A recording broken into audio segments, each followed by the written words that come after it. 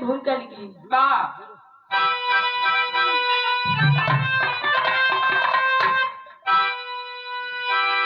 अधर भूल अधरो, अधर भूल अधरो को क्यों है विमुख, आया छाया मलेगिर कमान की छपोरा, हर कली बिन अली की तरसती चमन में, अरे बेहद का यौवन मस्त मादक बटोरा,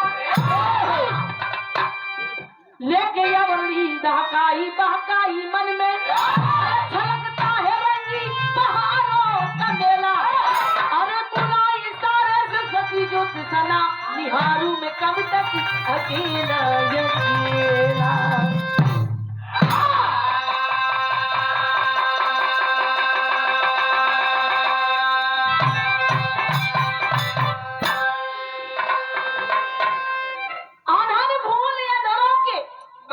क्यों है विमुख, आया छाया मले गिर का माधव झकोरा, है कली बिन अली की तरसती चमन में, है कली बिन अली की तरसती चमन में।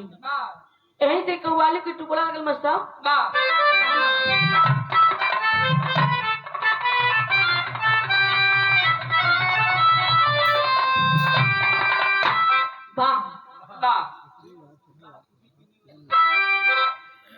किसी पीने वालों की किसी पीने वाले को दावत मिली है। क्या पीने की? शराब की। शराब की पीने की दावत मिली है। लेकिन वो शराबी जब सुनता है कि मुझे आज शराब की दावत मिली है, तो वासी कहता है कि आज मैं इस दुनिया को छोड़ के चला जाऊं। लेकिन वो कहता है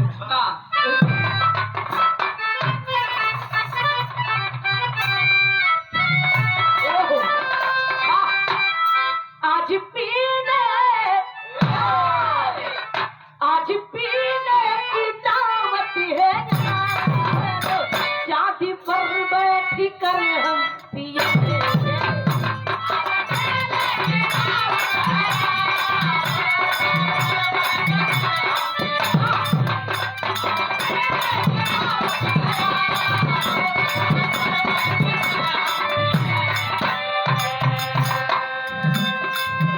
आज पीने की दावत है यारों,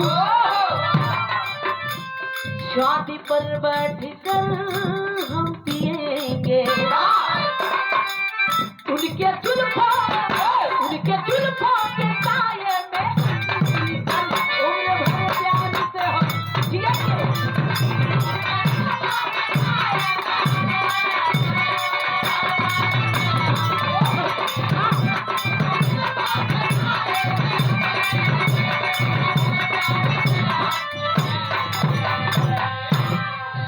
लेकिन इसी भाव में कवि जी ने बड़ी सुंदर लाइन लिखी।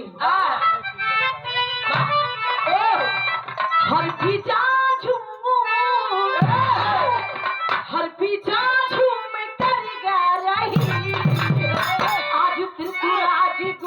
कर गा रही, आज त्रिपुराज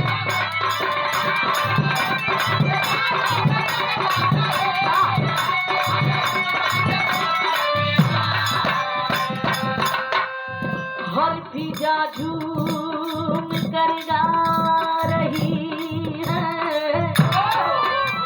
आज त्रिपुराज गुलशन में आए।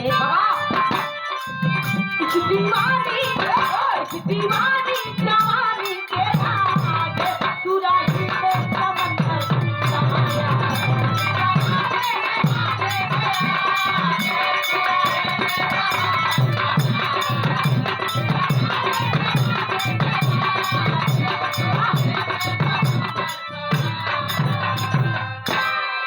यहीं से कहानी की शुरुआत बात जौहरी में कहना वहां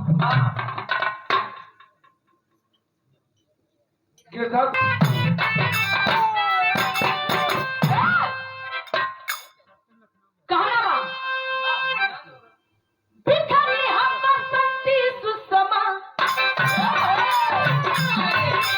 की बातों में कलिया भवन हो गए दीवाने सब मना रहे कलिया अंगड़ाई लेके भवन खुद को अपनी भूला बातों के प्रमुख दिखा मुझे के कोई खेला बाबर की सुना सयानी वरुण की जहिर जवानी किया बहुत बच्चा बनने मिला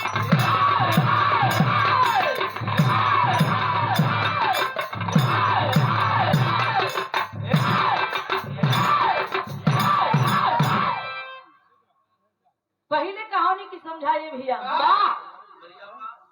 बिखरी है बसंती सुषमा विकसी है बागों में कलिया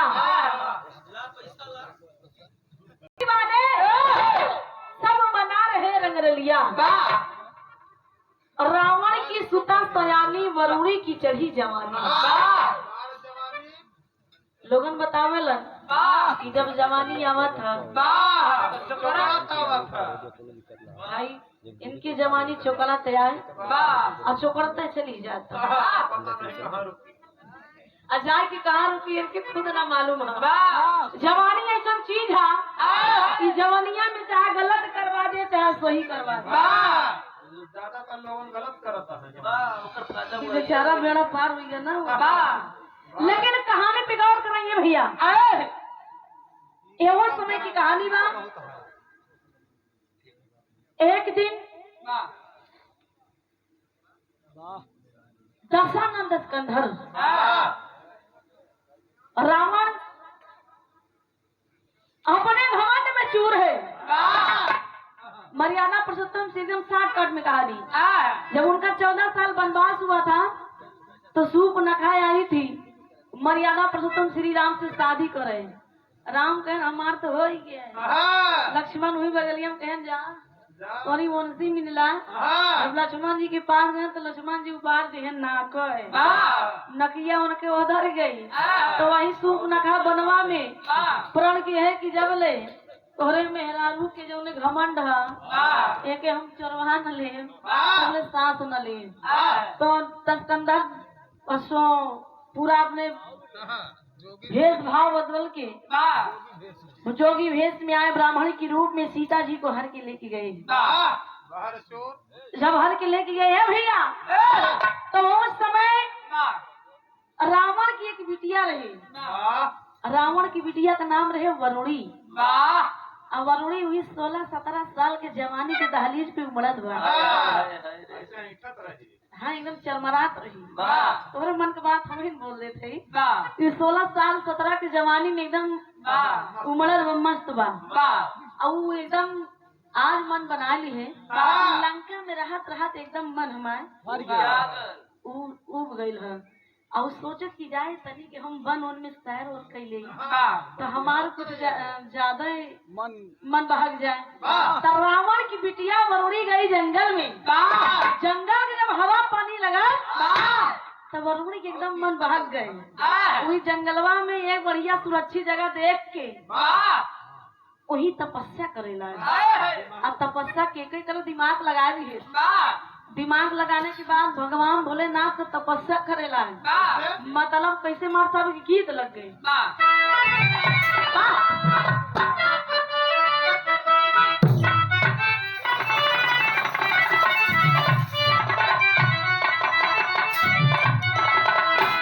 फिल्म का नाम बा दिल है तुम्हारा लेकिन कोनो हीरो हीरोइन से कहे या हीरो हीरोइन या हीरो से कहे क्या कहे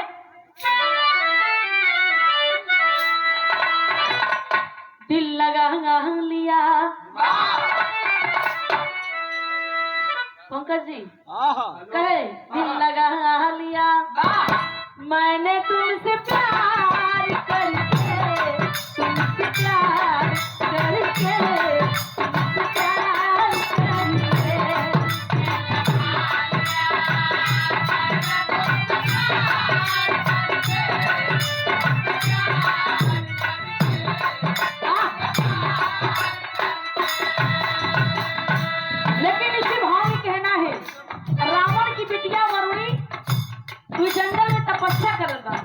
कैसे करे? करे तपस्या वरुणी, करे तपस्या वरुणी, जंगल में जा करके दिल लगा करके दिल लगा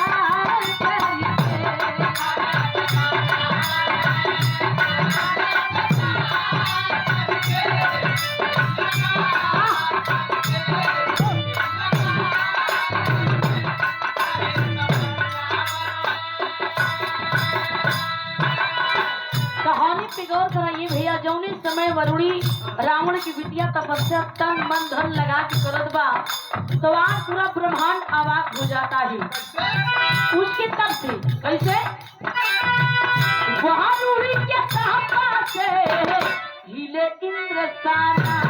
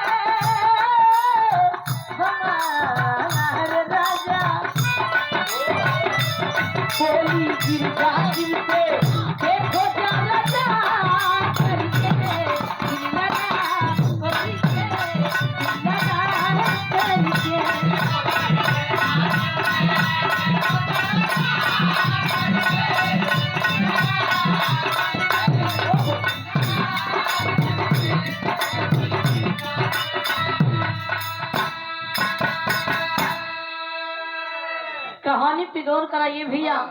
जौने समय रावण की बिटिया वरुणी तपस्या करत बा उसके तब से जब पूरा ब्रह्मांड हिलने लगा, इंद्रदेव जो इंद्रासन पे बैठा है तो उनका इंद्रासन हिले लगा और उनके इंद्रलोक में जितनी अप्सराएं नाच रही हैं एकदम ठुमका चटक मटक के लगा रही हैं। बेचारी ठुमका ठीक लगाओ थे लेकिन झटक के टेढ़ हुई जा रही। इतना तपस्या बढ़ करने लगी कि आज इंद्रदेव एकदम घबरा गई, हाँ एकदम हिलने लगा। तो उसके बाद भगवान भोलेनाथ की जब कैलाश पर्वत डगमगान तो आज माई पार्वती कहने लगी है स्वामी अरे जाइए रावण की लड़की वरुणी आपके नाम पे तपस्या कर रही है, किस कारण से कर रही है, क्या वजह से, अगर आप नहीं जाएंगे तो ये पूरा पृथ्वी लोक तहस नहस हो जाएगा। भगवान भोलेनाथ कहें कि हमरे शिव को बिटिया ये लंकेश्वर की बिटिया मेरे नाम की तपस्या कर रही है, क्या कारण से कर रही है। उस जंगलवा में जाके भगवान भोलेनाथ प्रकट हुए। जब प्रकट हो गए तो भगवान भोलेनाथ आवाज है कि वरुणी ओए वरुणी। अब वरुणी जब मुलमुलाए की आँखी खोले लेहल बड़ी अंगड़ाई। भगवान भोलेनाथ के सामने जब खड़ी भई भगवान भोलेनाथ के एहन लागत बा कि आज रुआब में ना हो, एकदम दिमाग का अस्थाई पे ना हो। जब मुलमुलाए की आँखी खोली देखी न रे इत गले में सांप, हाथ में डमरू त्रिशूल, सावर सावर चेहरा, एकदम लोभित हो गई, मन बदल गया। बड़ा बड़ा सामान देखे मतलब हाँ पहले नाम ले लियो खरा। जब एकदम सूरत पे मोहित हुई है तब वरुणी कहने लगा तो आज हमारा काम बन जाएगा। भगवान भोलेनाथ कहने लगे कि वरुणी मैं आपकी भक्ति भाव से प्रसन्न हूँ, वरदान मांग ले, मैं तुम्हें वरदान देना चाहता हूँ। वरुणी कहा कि यार तू हमका वरदान दे जात हुआ, ऐसन वरदान मांगत तू का जनबे। अब भगवान भोलेनाथ सोचा था कि हम कह दिए हमसे मांग ले वरदान, हम तो के वरदान दे दे, लेकिन उनका पिछले वाली बतिया याद आ गई कि ऐसे हम भस्मासुर कह रहे कि मांग ले वरदान। मैं उसे वरदान दे दिया, वो मांगा मुझसे वरदान जिसके हाथ सर पे मैं हाथ रखूं वो भस्म हो जाए। भस्मासुर हमारे पीछे पड़े, हमारे मेहरारू के चक्कर में पड़े। तो भगवान भोलेनाथ सोचा था न कहूँ ऐसा न हो, ऐसा नहीं मांग ले कि हमारा जिया नया आफत में हुई जाए। तो वरदान मांगा था। आप कैसे मांगे? कहे कि पहले तिरवाचा बांधा कि हम तोहके वरदान।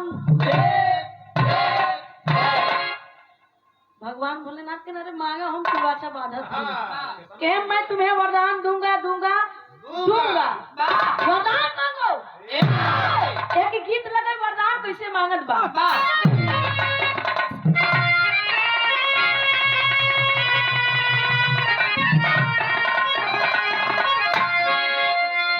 कोनो दुल्हन की पिया परदेश, मान ला कि दुल्हन की पिया परदेश चला गए तो दुल्हन पे का बीते। हाँ जैसे शरीर पे सांप लौटे तो दुल्हन बेचारी कहे कि हमार सैया परदेश। तो सखी से अपन दू घड़ी कहानी बतावे न करी। तो सखी से अपने एक बात कहे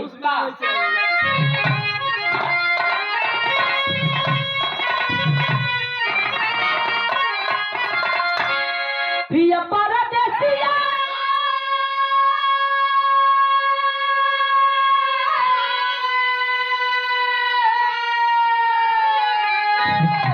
पिया परदेसिया नभावे यंगनमा अरे पारी भाईल बासे झारिया हुरी हुरी जाला मचलिया।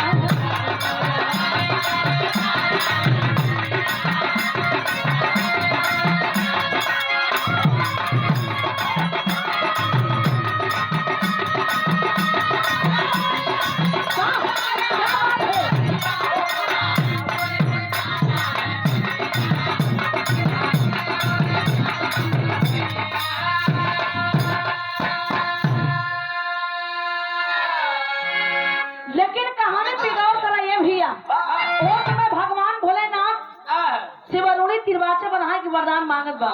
कैसे मांग? अरे लेके तीरा महाचा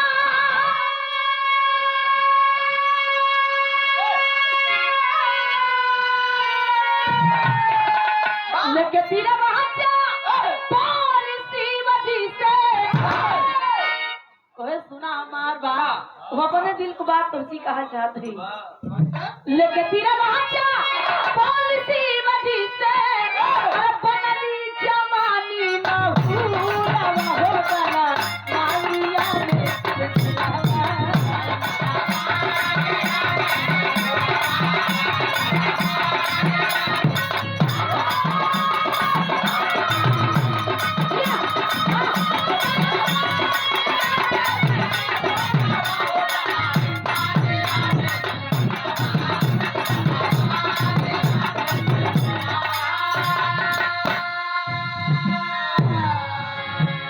कहे यहाँ हमार बात सुना।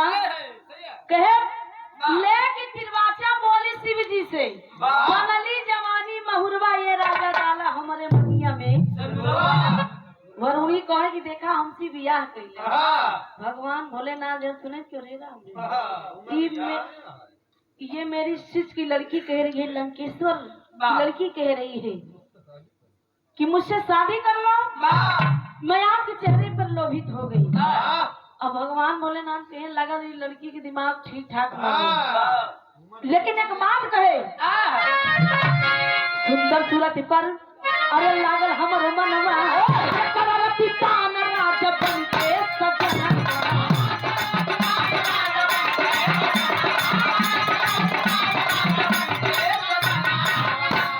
आँखियाँ मिलावा गरवा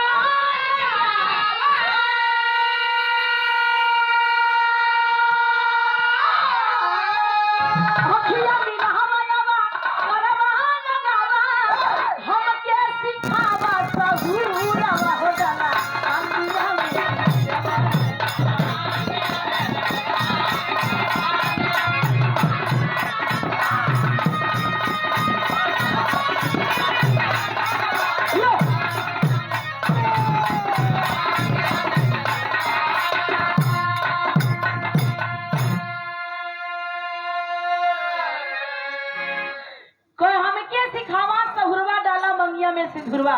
भगवान भोलेनाथ के मैं तिरवाचा बात की पछतावा कर रहा हूँ।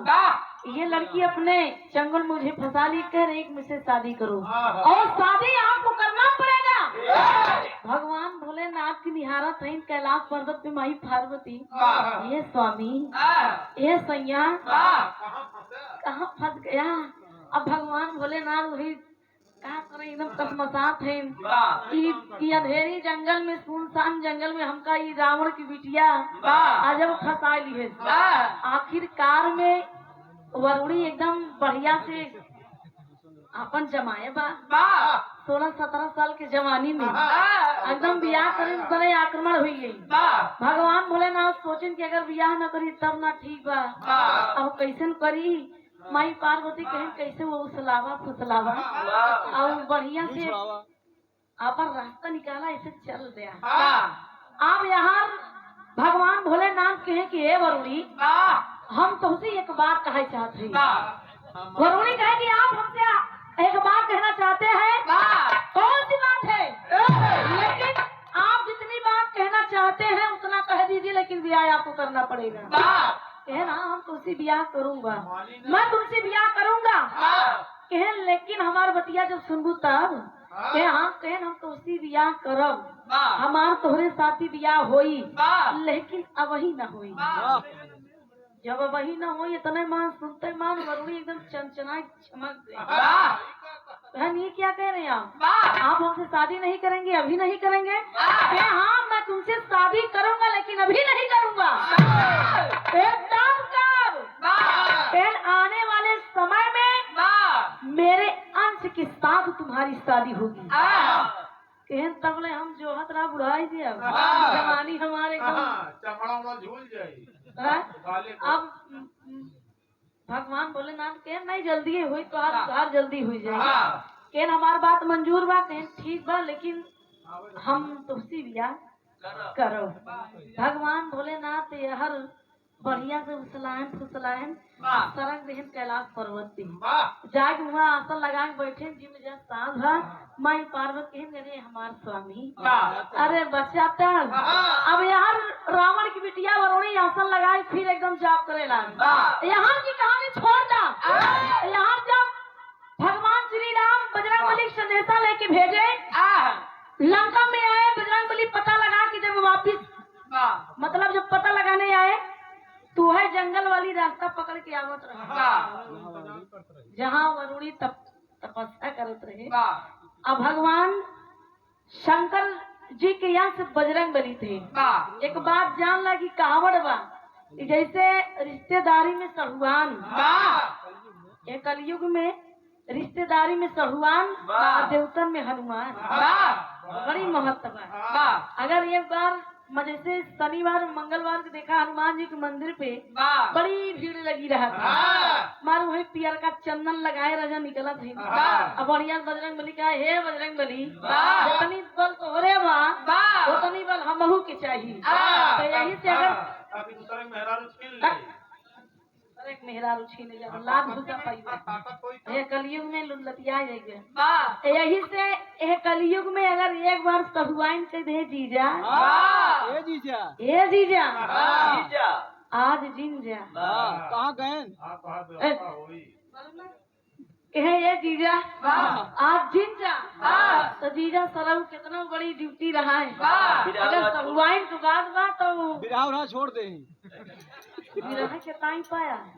हाँ तो जीजा चाहे 10 मिनट लेटे जाइए लेकिन सहुआइन की बात सुन के जाइए। बिरहा में गौर करे भैया, वही जंगल वाली रास्ता पकड़ के हनुमान जी जय श्री राम नारा लगा चलाओ। वरुणी काने में जब सुना आवाज दी कि अरे जय श्री राम की आवाज तो कसमसा के तनिक बढ़िया से फिर अपन बैठी एक बार और बोले जय श्री राम। हनुमान जी के बढ़िया सुनते मान वरुणी कनकनाए उठ पड़ी। मतलब कौने से आवाज आवता, दाएं से आवता कि बाएं से कि आगे से कि पीछे से। हनुमान जी जब देखले ए भैया तो दुनिया से कहा कि बानर आवता चला आवता है। ऐसे चला आवत है मुड़ी चमकावत बा कुछ हिलावत वाह तब वरुणी समझ गई कि लागत में एक बानर होता वादी ए हाय बंदर कैसे आया अंदर हनुमान जी कहे इस लड़की के जा हाँ, हमको इतनी सुंदर वाह। ये कहा दी भाई ये बंदर कैसे आया अंदर वाह। हनुमान जी जब और आगे आए बंद तो कहे ओ हाँ ये बड़ा सीधा साधा लग रहा है बानर वाह। कहे, "ए बंदर ए चले आओ हाँ, अंदर आजा हनुमान जी कहे एक बार कहा दिया बा कैसे आए अंदर हाँ। एक बार कहा दिया चले आओ अंदर वाह। कहा सोच के कहा था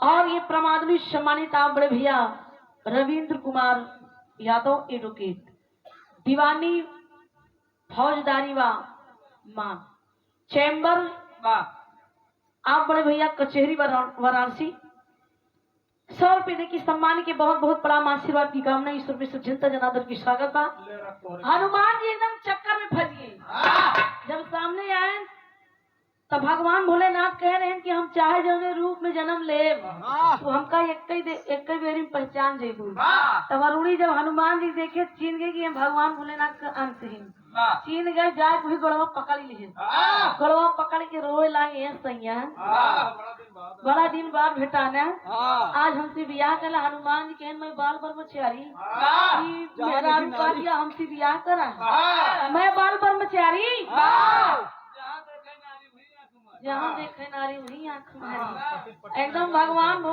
भगवान हनुमान जी एकदम चक्रियाए हैं कहन बप्पा रे बप्पा हम बियाह करे लाग लगत है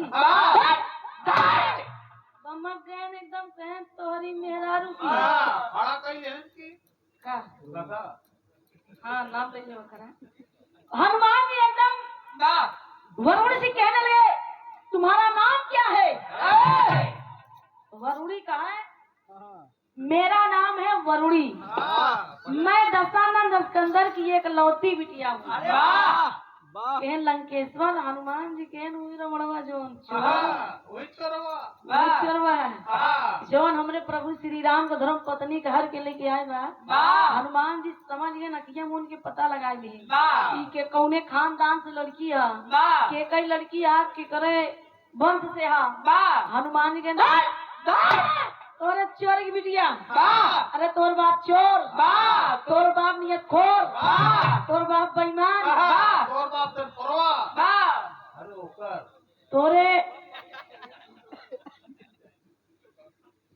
तुहार बाप इतना नियत खोर बतावा एक मेहरारू शादीशुदा का हर के लेके आया तो हम तो बियाह कैले कहन हम तो बियाह न करब कहन ना करब कहन ना करब कहन जो तिरवाचा बना के वरदानवा देहा हो उ का होई कहन कौन वरदान तू है गड़वा पकड़ के वरुणी रोवत बियाह कैसे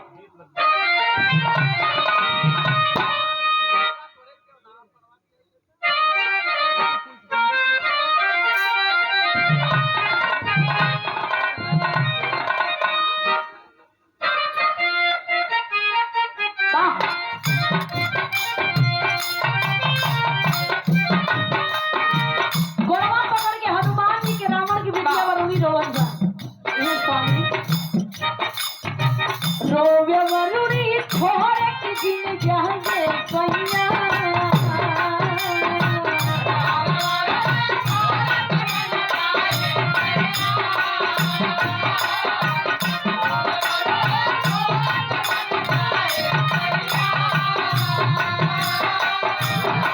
रोवे वरुणी खोर के दिन जाए सैया रे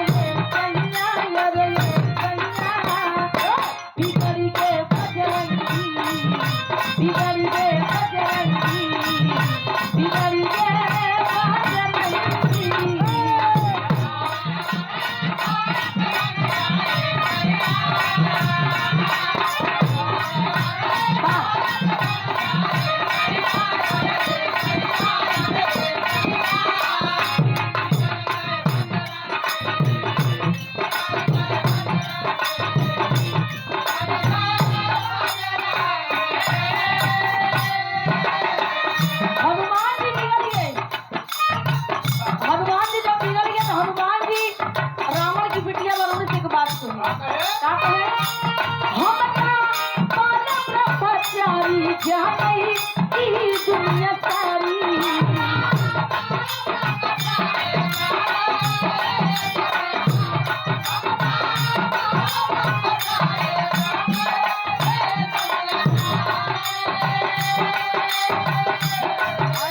हाई राम के पुजारी कैसे भला माटी लारी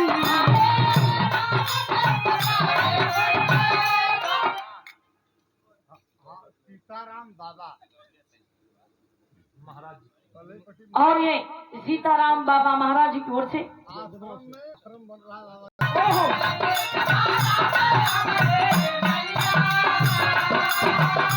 हसीबी सितारा ने हमरी मैया मैया बिगड़ी गए बजरंगी बिगड़ी गए बजरंगी बिगड़ी गए बजरंगी हनुमान जी रावण की बिटिया वालों से कहे कि हे वरुणी हम बियाह तुलसी ना करो हम बाल का पुजारी अपने श्री राम का पुजारी हुई मैं अपने श्री राम का पुजारी हूँ मैं तुमसे शादी नहीं कर सकता वरुणी अब समझ गई कि अब मेरी जवानी एकदम तहस नहस हो जाएगी ये हमसे शादी नहीं करेंगे तो उसी समय को घटना घटी तेरी के भाव कहना भाव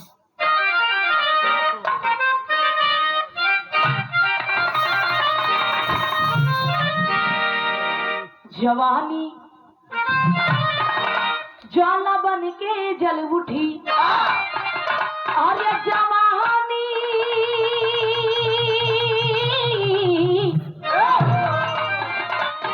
जवानी ज्वाला बन के जल उठी कली से अलग हुआ या जो हो मतलब घटना को का घटी मार सब पापड़ के भाव कहना बा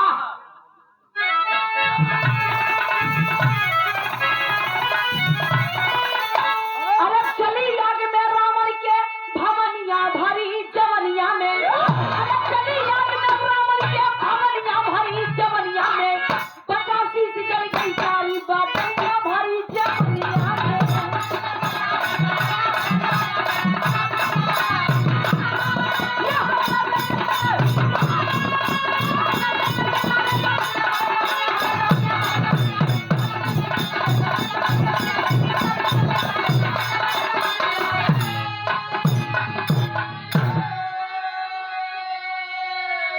चली आग में रावण के भवनिया भरी जवनिया में बचा शीश जल गई सारी बदनिया भरी जवनिया में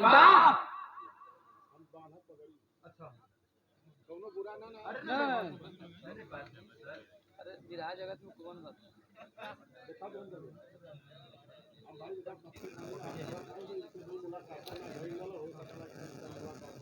पैसा नहीं लुटावा ना नहीं पाएंगे और ये 500 रुपए हमारे लिए बहुत बहुत धन्यवाद आशीर्वाद की कामना हेलो कहानी है शुरुआत में अरे पाया खबर तब गया रावण जंगल के दरमियान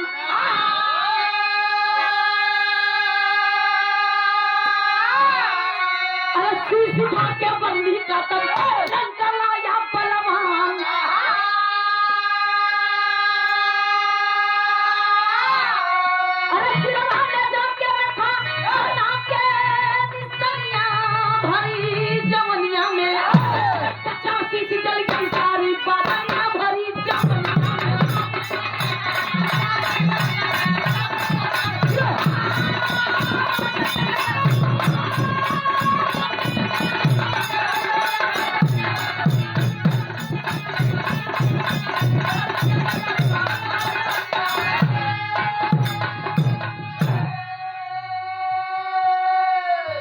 कहानी पिगौर कहीं बेसी यही मूल कहानी बा बचा शीश की जल गई सारी बदनिया भरी जवनिया में। हनुमान जी मना कर रहे कि हम तुझसे ब्याह न कर पाओ, हम बाल ब्रह्मचारी हुई। भगवान भोलेनाथ जी एकदम मना कर रहे कि हम तुझसे ब्याह न कर पाओ, लेकिन हमसे ब्याह हुई, लेकिन हमारे यहाँ से के साथ हुई। हनुमान जी जब नहीं शादी किए तो रावण की बिटिया वरुणी सदमे में आ गई और वही जंगल में चिता सजा के, चिता पे आग लगा के जंगल में वही चिता पे बैठ गई। जल्दी आगे में जब चिता पे बैठ जाती है उसी जंगल में वरुणी जलने लगी। जब भर जलने लगी तो ये भैया घटना यहीं पे घटी। मंदोदरी की जब खबर पहुंची तो हाथ जमाने बिटिया, तो हाथ जवान बिटिया मतलब रावण की गुप्त चरो ने खबर दिया रावण की पत्नी मंदोदरी से। मंदोदरी गई लंका में, लंकेश्वर से कहने लगी, अरे स्वामी तुम्हारी बेटी जवाने जल रही है जंगल में। तो मैंने मौज मस्ती में कुछ सूद बुद बा कि हमारे जवानी बिटिया बियाह करे के लायक बा। जब रावण खबर पाता है भाग के जाता है जंगल में, तो जंगलवा में वरुणी कुल शरीरिया जल गई बा। कुल शरीर जल गई, सिर्फ ही गर्दन बचा था और जाके आग में कूद कर वो गर्दन को उठा लेता है और गर्दन उठा के पछतावा करने लगा कि मेरी बेटी किस कारण से, क्या वजह से मरी, किस वजह से, क्या किसके कारण से, किस वजह से ये जलकर राख हुई। और उस स्तर को ले जाके तपस्या करता है, प्रतिज्ञा करता है कि जिसके कारण से मेरी बेटी आग लगाई है उसको नहीं छोड़ूंगा, उससे मैं बदला लूंगा। और वो जला हुआ शीश ले जाके लंका में एक सुरक्षित जगह देखकर रख दिया, छुपा दिया। यहाँ लड़ाई वह जब कहानियां यहाँ की छोड़ दे, जब श्री राम जी पूरा बानरी सेना लेके लंका पर चढ़ाई किए, बाणों की बौछार होने लगी और इस समय मार्शल की गीत लगी।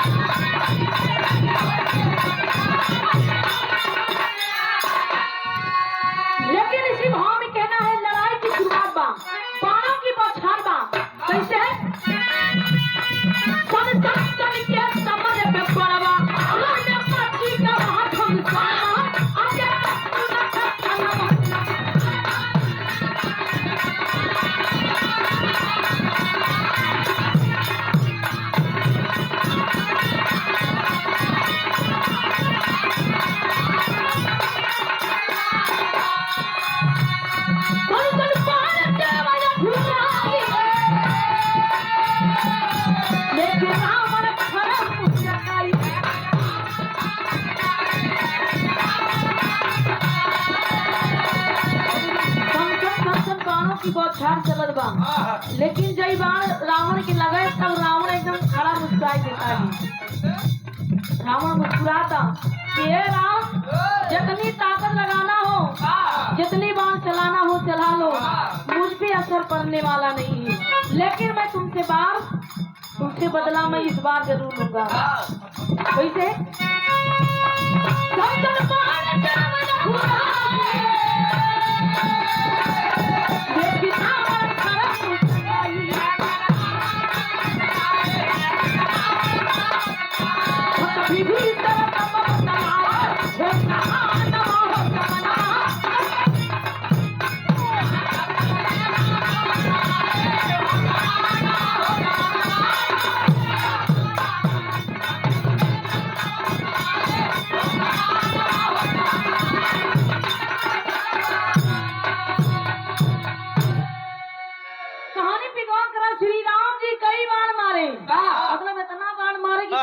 बताना, लेकिन रावण शरीर पर कोई असर पड़ने वाला नहीं है। आखिरकार में विभीषण जी पूरी दास्तान बताए। विभीषण जी कहा जला कि ये भैया घर को भाई भविष्ण। भविष्ण जी बताए श्री राम जी की ऐसा हमार भाई न मरे, ओमे दुई कारण बा। तो पहला कारण ये बा कि पहले चल के हनुमान जी कहा कि जो जला हुआ गर्दन है, जो जला हुआ गर्दन है और रावण मेरा भाई एक सुरक्षित जगह देखकर लंका में छिपा के रखा है। जब ले हनुमान जी जले हुए शीश में मांगी में सेधु न भरी है, तब तक रावण के आग न बुझी। सीताराम बाबा आखिरकार में ये भैया भविष्य जी बताए कि जब ले हनुमान जी जले हुए गर्दन में मांगी में सिंदूर न भरी है, तब ले आग न बुझी रावण की। कहे दूसरा कारण कहेंगे पहला वाला निभावो तो दूसरा वाला बताइए। श्री राम जी हनुमान जी को बुलाए, कहे तब तो हम इतनी कुलबान मारे रावण भी असर न भई। और हमके समझ में आएंगे कि ये रावण दूसरे कोनो मिजाज में हो, अल्लाह की हम कहना बहु।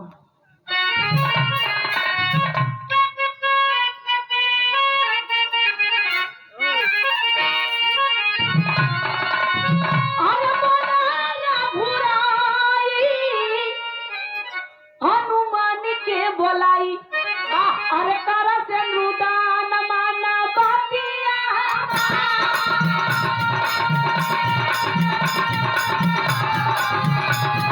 प्रभु के वचन हनुमान मान लिया।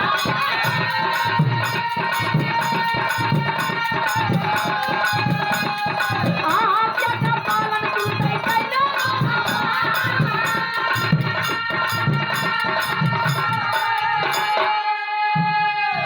श्री राम जी हनुमान की बुला के कहे कि हे हनुमान तू बड़ी गलती कही दिया। हनुमान जी कहे कौन गलती? कहे तोहके रास्ता में जवन लड़की मिली रही रावण की बिटिया वरुणी, तू बियाह नहीं किया, यही बड़े आज हम रावण से हम युद्ध नहीं जीत पावत थी। कहे हे हनुमान जी श्री राम से हथवा जोड़ के कहे हे हनुमान, हे प्रभु श्री राम, मैं आपका परम भक्त सेवक हूँ, मैं आपका पुजारी हूँ, मैं बाल ब्रह्मचारी हूँ, हम कैसन बियाह कैले। कहन जब ले तू जले हुए गर्दन में मांगी में सिंदूर न भरव्या, तब तक रावण से लड़ाई न जीत पाऊ। कहन तब कहन अपने प्रभु की बात माने के पड़ी तो के जाके भविष्य जी के साथ लंका में गए हनुमान जी, और वही वरुणी के जले हुए शीश में मांगी में सिंदूर दान की। लड़ाई फिर शुरुआत हुई, बाणों की बौछार फिर चलने लगी। जब दूसरे लड़ाई में ये भैया शुरुआत जब लड़ाई हुई, तब आखिरकार में हनुमान जी एकदम निराश हो गए। एहन जो हम नहीं चाहते रहे आज हो कि हमारे प्रभु श्री राम जी बियाह करवाए थे। जब बाणों की बौछार चलने लगी तो उस समय राम और रावण से जब जबरदस्त युद्ध चलने लगा, तो कहा गया कि एक साथ 31 बाण मारे, मतलब एक साथ 30 बाण मारे। 10 बाणों से 10 शीश कटा, 20 बाणों से 20 भुजा, 10 और 20 हुई 30, बचा एक बाण। वही एक बाण से भविष्य जी कहे कि एक बाण से तोहार हार और जीत हो जाएगी, यही एक बाण से तोहार फैसला हो जाएगी। कहन कौन कारण से हमारे भाई का मरा तो हम जाना थे, हमारे भाई के रावण के नाभि में नाभि में अमृत है। एक बार जब जाके निशाना बना के मर तब हमारे भाई रावण मारा जाएगा, तब देवर चाटे लगी मार खाइए। आखिरकार में राम मर्यादा पुरुषोत्तम श्री राम निशाना बना के आज रावण को मारते हैं। उसी नाभि में जाके बाण लगता है, रावण वहीं से उसकी मृत्यु हो जाती है। त्रेता की बात रही, लेकिन हो कब आखिरी हम खड़ी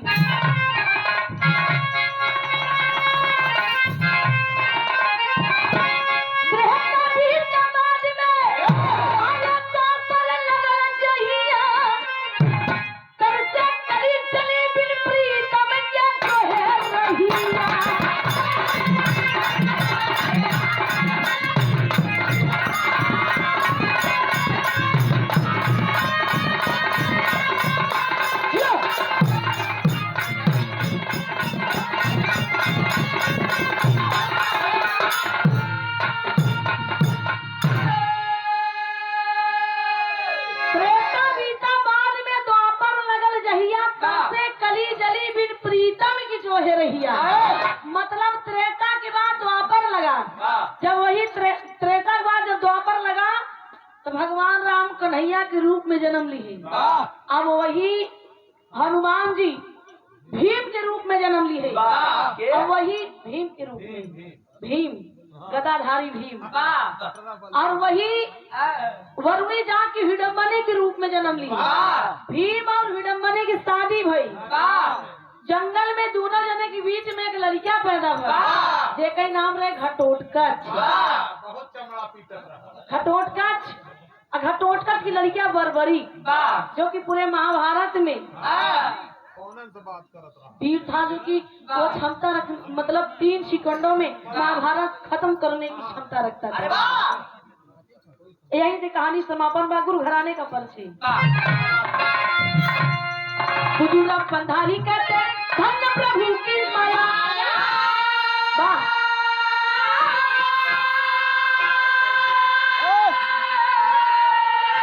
कमल सिंह यादव शरण मां की छाया।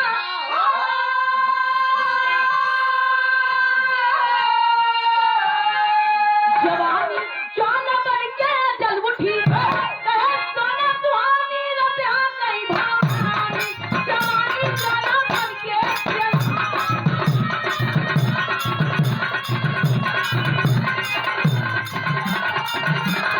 वाह।